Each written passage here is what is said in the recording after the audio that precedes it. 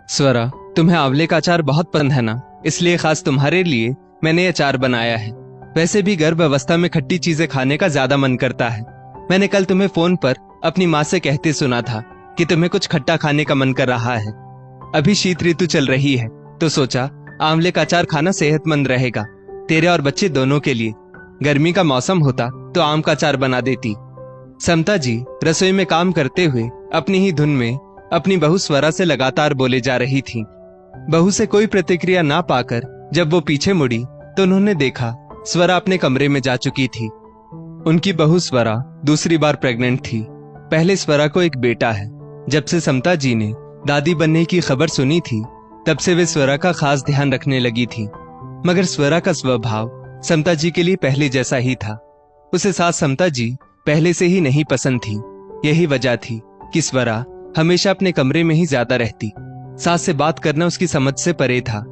दिन भर अपनी माँ और अपनी सहेलियों संग फोन पर बतियाती, मगर सास को ढंग से किसी बात का जवाब तक नहीं देती थी।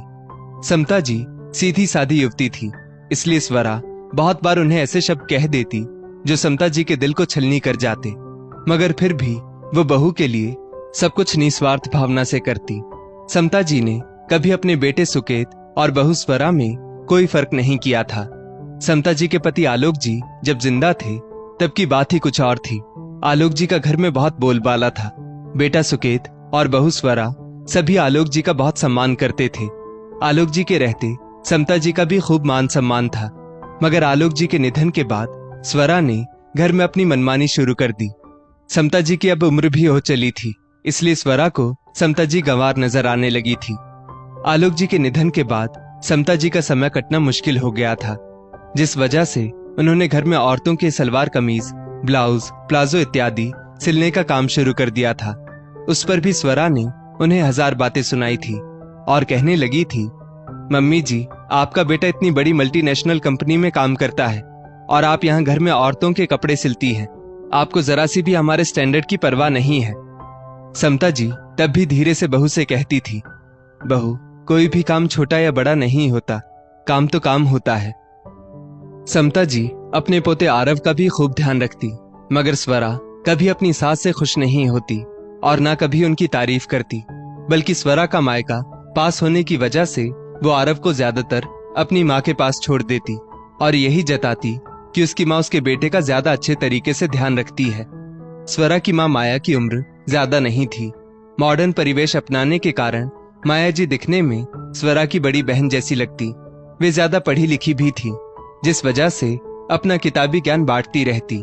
उसके विपरीत स्वरा की सास एक घरेलू और अनुभवों से परिपक्व महिला थी, जिन्होंने अपने अनुभवों से बहुत कुछ सीखा था। मगर स्वरा अपनी सास को बिल्कुल भी भाव नहीं देती थी। समता जी हमेशा साड़ी पहनती। उसी के विपरीत स्वरा की माँ माया जी के कपड़े बहुत आधुनिक होते थे। स्वरा ससुराल में भी अपनी माँ द्वारा दिखाए पथ पर ही चलती और हमेशा अपनी माँ की रट लगाए रहती। इस बार बच्चों की शीतकालीन छुट्टियां थी तो समता जी की बेटी रुचि ने सोचा, चलो अचानक से जाकर माँ और भाभी को सरप्राइज दूंगी, इसी बहाने सबसे मिलना भी हो जाएगा। रुचि खुशी से अपने मायके पहुंची। दरवाजा खुला पड़ा था तो रुचि अंदर चली आई। उसके कानों में उसकी भाभी स्वरा के शब्द पड़े। वो अपनी माँ से फोन पर बातें कर रही थी। मम्मी, तुम्हारे हाथों से बना अचार भिजवा देना, तुम तो जानती ही हो मुझे इस हालत में अचार खाने का बहुत मन कर रहा है। इस बार भी डिलीवरी पर मैं मायके ही आऊंगी मम्मी। ससुराल तो ससुराल होता है, अब यहाँ मुझे थोड़े ही उतना आराम मिलेगा। तुम तो जानती ही हो मेरी सास से मेरी उतनी बनती नहीं। उनके साथ तो मैं बस मन मार कर रहती हूँ। मेरा बस चले तो मैं उनके साथ कभी ना रहूं। मगर तुम्हारे दामाद तो माँ भक्त हैं, इसलिए कुछ कर नहीं पाती। मेरी सास उनके जमाने के हिसाब से मेरे लिए सोचती है, जबकि तुम आज के जमाने के तौर तरीके समझती हो। उतने में दरवाजे से समता जी ने घर में प्रवेश किया। रुचि और अपने नाते नातिन को देख समता जी बहुत खुश हुई और बोली, बेटा, इतना अच्छा सरप्राइज दिया है तुमने मुझे आज। सास की आवाज से स्वरा भी अपने कमरे से बाहर आई और ननद को देखकर बोली, दीदी आप कब आई और बताकर भी नहीं आई। रुचि सोचने लगी, भाभी बताकर आती तो ये सब कहां जान पाती कि मेरी माँ के प्रति आपके अंदर कितना वैर है, क्योंकि समता जी तो बेटी के सामने भी हमेशा बहू के गुणगान ही गाया करती थी। रुचि लगभग 10 दिन मायके रही। उन 10 दिनों में उसने देखा कि स्वरा रुचि को तो बहुत इज्जत देती, मगर उसकी माँ समता जी को बिल्कुल इज्जत नहीं देती थी। बल्कि समता जी अगर स्वरा से कुछ पूछती तो उसका हाँ या ना बस 2 टूक सा जवाब देती। माँ बेचारी भाभी को बेटा बेटा कहकर पुकारती और स्वरा बदले में माँ से ऐसा रूखा व्यवहार करती। इस बार रुचि को अपनी माँ के प्रति बहुत दया आई और एक दिन वो पिताजी की तस्वीर के आगे रोते हुए बोली, पापा काश आप आज जिंदा होते तो माँ की अपने ही घर में ऐसी हालत ना होती। रुचि यदि अपनी माँ के हाथों बनाए खाने की तारीफ करती तो स्वरा तपाक से कहती, अरे दीदी, आपने अब तक मेरी माँ के हाथ का खाना नहीं खाया। जिस दिन मेरी माँ के हाथों का बना खाना खाओगी उनकी फैन हो जाओगी। बातों बातों में रुचि को पता चला कि स्वरा भाभी जब भी कहीं बाहर जाती है तो अपने बेटे आरव को ज्यादातर अपनी माँ के यहाँ छोड़कर जाती है। स्वरा भाभी का कहना था कि उनकी माँ जैसा आरव का ध्यान और कोई नहीं रख सकता। एक दिन अकेले में रुचि ने समता जी से कहा, माँ इतने साल हो गए स्वरा भाभी आपके साथ ऐसा व्यवहार करती है, मगर फिर भी कभी आपने मुझे बताया क्यों नहीं? समता जी बोली, बेटा तुझे मेरी कसम, यदि तूने अपनी भाभी से कुछ कहा, मैं नहीं चाहती कि तेरा मायका छूट जाए। स्वरा गुस्से की बहुत तेज है, वो तुझे इतना मान सम्मान देती है, मेरे लिए यही काफी है। अगर तूने उससे कुछ कहा तो वो तेरा मायका हमेशा के लिए छुड़वा देगी और फिर मैं कैसे तुम लोगों के बिना रह पाऊंगी। रुचि सब कुछ जानते हुए भी कुछ बोल नहीं पाई, क्योंकि उसकी भाभी गर्भवती थी और ऐसे समय में अगर उसकी भाभी को ननद की कोई भी बात बुरी लग गई तो उसकी भाभी के होने वाले बच्चे पर भी इसका विपरीत प्रभाव पड़ सकता है। रुचि 10 दिन बाद अपने ससुराल वापस आ गई और यही सोचने लगी कि आज तक माँ ने उससे कभी भाभी की एक बुराई नहीं की और सब दर्द अंदर ही अंदर सहन करती रहती है। आज अगर वो सामने से ना पूछती तो उसे कभी पता ही नहीं चलता कि माँ कितना कुछ अंदर ही अंदर सहन करती है। खैर स्वरा अपनी डिलीवरी पर मायके चली गई और उसने एक बेटी को जन्म दिया। रुचि कभी कभार अपनी माँ से पूछती कि भाभी का व्यवहार कैसा है उनके लिए, मगर माँ शांत रहती और कहती, बेटा मैं चुपचाप अपना सारा काम करती हूँ, बस कोई मुझसे बात ना करे उसमें मेरी क्या गलती है और अब मुझे कोई फर्क नहीं पड़ता। स्वरा की बेटी भी अब 2 साल की हो चुकी थी।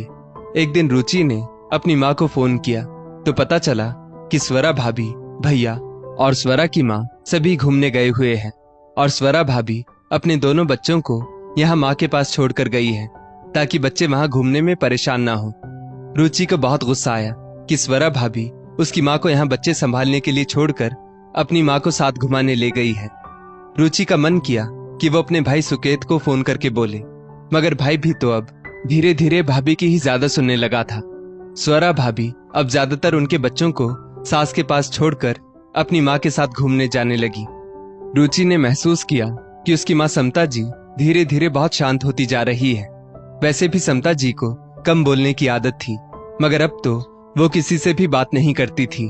समता जी हमेशा रुचि से भाई भाभी को कुछ भी ना कहने की हिदायत देती थी, इसलिए रुचि अब तक चुप थी। मगर अब रुचि को ये डर सताने लगा कि कहीं उसकी माँ धीरे धीरे डिप्रेशन की शिकार ना हो जाए, क्योंकि इंसान अगर ऊपर से चुप हो जाए और अंदर ही अंदर घुटता रहे तो उसे डिप्रेशन का शिकार होने से कोई नहीं रोक सकता। रुचि इस बार फिर मायके आई और उसने अपनी माँ की हालत देख स्वरा भाभी से कहा, भाभी माँ कितनी चुप सी हो गई है, आपने शायद माँ पर ध्यान नहीं दिया। स्वरा बोली, दीदी माँ सिर्फ चुपचाप सुनती है, ज्यादा कुछ बोलती नहीं, ना ज्यादा हंसती है, कभी कभी तो मुंह फुला लेती है। कोई घर में आएगा तो यही सोचेगा कि हम माँ को दुख देते हैं। स्वरा भोले बनते हुए बोली, जैसे रुचि को कुछ पता ही ना हो। रुचि बोली, भाभी माँ की आदत कम बोलने की है, तुम जानती तो हो, और रही बात मुंह फुलाने की, तो भाभी आपको ऐसा लगता है कि वो मुंह फुलाती है, जबकि सच तो ये है कि आपने उन्हें कभी समझने की कोशिश ही नहीं की। आप उनकी बातों का बस हाँ या ना में जवाब देती हो। माँ के इतना करते हुए भी आप बस अपनी माँ के गुणगान गाती हो। क्या मैं जानती नहीं कि आपको मेरी माँ से बिल्कुल लगाव नहीं है? स्वरा का बर्ताव अचानक बदलकर रौद्र हो गया और वो बोली, दीदी आप भी माँ की साइड ले रही हैं बस। मेरी माँ मेरे लिए बहुत करती है, ये बात आप भी अच्छे से जानती हैं। रुचि बोली, बस यही बात बार बार बोलने की वजह से आज मेरी माँ इतनी शांत हो गई है। माँ ने क्या कुछ नहीं किया आपके लिए, आपको हमेशा मुझसे ज्यादा प्यार और सम्मान दिया, मगर आप बदले में उन्हें हमेशा सुनाती रही, ताने देती रही। एक पल की खुशी ना दे पाई आप उन्हें भाभी। आप दोनों पति पत्नी जब भी आपके मायके वालों के साथ घूमने जाते हो, आपके दोनों बच्चों को मेरी माँ संभालती है। आप लोग हमेशा 1-2 हफ्ते के लिए जाते हो। ऐसे समय में बच्चों का खाना, नाश्ता, उन्हें तैयार करना, सब कुछ माँ अकेले ही करती हैं। मगर वापस आने के बाद आप उनकी तारीफ तो नहीं करती, पर नीचे सोसाइटी में बैठकर उनकी बुराइयां जरूर करती हो। जब ये बातें माँ को किसी और के मुंह से सुनने को मिलती हैं, तो उनके दिल को बहुत ठेस पहुंचती है। आपकी माँ के हाथों के बने खाने की आप दिन में 10 बार तारीफ करती हैं, मगर मेरी माँ के बनाए खाने को आप कोस कर कहती है कि खाने में कोई स्वाद ही नहीं है। भाभी, मेरी माँ की उम्र और आपकी माँ की उम्र में 18 साल का अंतर है। ये तो देखो, मेरी माँ बूढ़ी हो चुकी है, फिर भी रसोई में लगी रहती है ताकि आपको उनसे कोई शिकायत ना हो। आपकी माँ तरह तरह की नई वैरायटी वाला खाना बना लेती है, क्योंकि वो जवान है, उन्हें ये सब आता है। मगर मेरी माँ भी तो पुरानी वैरायटी का खाना बहुत स्वादिष्ट बनाती है, जो आपको और अब तो भाई को भी पसंद नहीं आता। आपकी माँ आपके बच्चों को कभी कभी अपने पास रखती है, तो आप उनकी तारीफों के पुल बांध देती है। मगर मेरी माँ आपके बच्चों पर जान न्यौछावर करती है, वो आपको नहीं दिखाई देता। भाभी, मेरी माँ और आपकी माँ में तुलना करना छोड़ दीजिए, तो शायद आपकी जिंदगी आसान हो जाए। स्वरा बोली, दीदी, अगर आपको मेरी माँ की अच्छाई पर उंगलियां ही उठानी है तो आप कुछ ना बोले, उसी में आपका फायदा है। रुचि बोली, भाभी, उंगलियां उठाने की शुरुआत तो आपने की है, मेरी ऐसी आदत नहीं। मैं कभी किसी की माँ के ऊपर उंगली उठा ही नहीं सकती, क्योंकि जिस तरह आप मातृत्व की छाव में पली बढ़ी हैं, उसी तरह मैं भी मेरी माँ के मातृत्व में पली बढ़ी हूँ। कोई भी लड़की अपनी माँ के खिलाफ कुछ भी नहीं सुन सकती, ये मैं भली भांति जानती हूँ। इसलिए बेहतर होगा कि आपको अपनी सास के साथ भी तालमेल बैठाने की कोशिश करनी चाहिए। मैं जानती हूँ वो आपकी माँ की तरह मॉडर्न नहीं है और ना उनकी तरह अंग्रेजी बोल सकती है, मगर वो भी एक माँ है। आपको उनकी उम्र का लिहाज करके उन्हें ऐसे पलटकर जवाब देना शोभा नहीं देता भाभी, और तब तो बिल्कुल भी नहीं जब वो आपको कभी टोकती नहीं। स्वरा को आज रुचि की बातों ने निरुत्तर कर दिया था। दरअसल 1-2 बार रुचि ने अपनी भाभी स्वरा की बातें सुनकर अपनी माँ को डांटा था, मगर जब उसे स्वरा का व्यवहार माँ के साथ कैसा है ये पता चला, तो आज उसे अपनी भाभी की आंखों पर पड़ी मायके की पट्टी उतारनी पड़ी। दोस्तों, बहुत जगह सास कितना ही कर ले, मगर बहुएं तो बस अपनी माँ के गुण गाए जाती हैं। तब उन्हें ये एहसास दिलाना जरूरी हो जाता है कि आपकी सास को भी आपको मान देना चाहिए, क्योंकि वो भी आपके पति की माँ है, और खासकर तब जब वो बहू को इतना प्यार और सम्मान देती हो। इस स्टोरी को लेकर आपकी क्या राय है, नीचे कमेंट करके जरूर बताइएगा, और ऐसी ही और भी बेहतरीन वीडियोस के लिए हमारा पेज जरूर फॉलो करें। धन्यवाद।